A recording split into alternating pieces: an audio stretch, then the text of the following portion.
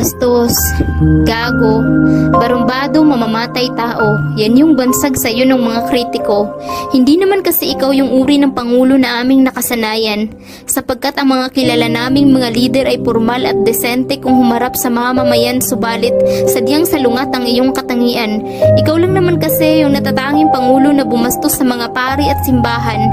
Kahit ang Panginoon ay hindi mo pinalagpas at minura mo ng lantaran, marami ang galit sa'yo dahil kampun ka raw ng kadiliman, ngunit ang hindi nila maintindihan na ang minura mong Diyos ay ang Diyos na sinasamba ng mga oligarko, ng mga magnanakaw at ng mga ganid sa kapangyarihan, ibang-iba sa tunay at dakilang Diyos na sinasamba ng karamihan.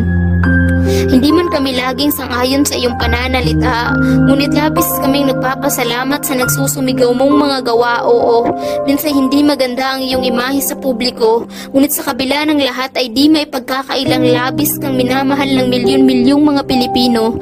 Ikaw lang naman kasi yung bastos na nagmulat sa aming mga mata, ang naglantad ng mga kasinungalingan at pang-aabuso ng media, ang sinasabi nilang gago pero siya rin pumuksa sa mga iligal na droga, ang naglinis at tumapos ng problema hinggil sa tanimbala, ang barumbado na nagpahina sa puwersa ng mga terorista, ang patulog-tulog lang daw pero maraming naipatayong infrastruktura, at ang sinasabi nilang tamad na presidente pero kay raming nagawa sa gitna ng pandemya.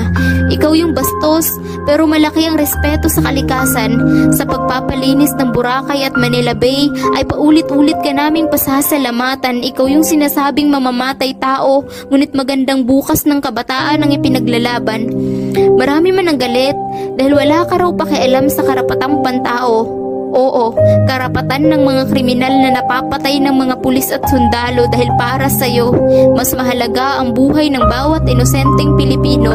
Kapag may napapatay ng mga kriminal at terorista sa bakbakan, ang iyong mga kritiko ay nagsisilabasan, gumagawa ng ingay sa social media at nagpoprotesta sa mga daan. Pero kay sakit sa pakiramdam, natikom ang kanilang mga bibig kapag ang napapatay ay ang mga pulis at kasundaluhan. Ikaw lang yung leader na may pakialam, ang pangulo na nagpakita ng pagmamahal sa mga sundalo at mga kapulisan, ang nagbigay ng malasakit sa mga Pilipinong ng ibang bayan, ang presidente na tumugon sa hinagpis ng mga magulang, ang nagbigay daan sa pagsuko ng libu-libong mga terorista, at ang nagsilbing tulay sa pagbabagong buhay ng mga kabataang nalulung sa iligal na droga.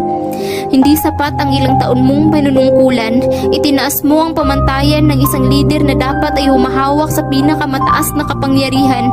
Pero sabi nga nila na mas mabuti na yung nabigyan mo kami ng kahit 6 na taon kaysa sa hindi man lang kami nabigyan ng kahit konting pagkakataon.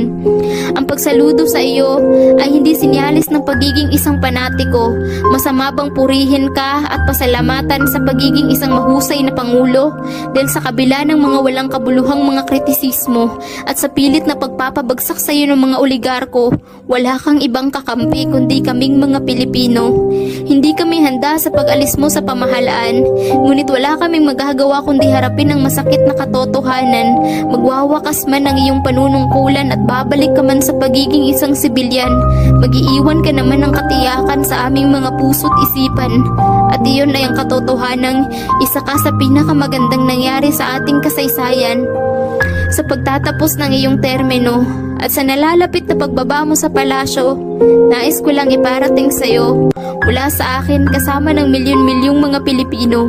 Maraming salamat po, mahal naming Pangulo.